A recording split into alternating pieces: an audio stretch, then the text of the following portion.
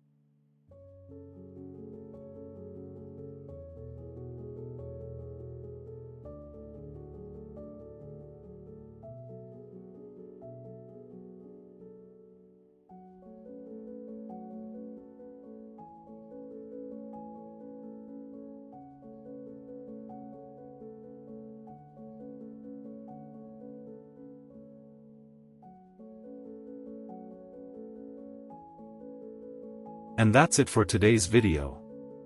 If you enjoyed the video, don't forget to like the video, subscribe to the Revit Mind, and turn on notifications for more Revit content. If you'd like to support the channel, you can download the Family and Dynamo script from my Gumroad page. The link will be available in the description. Thank you for watching, and I'll see you in the next video.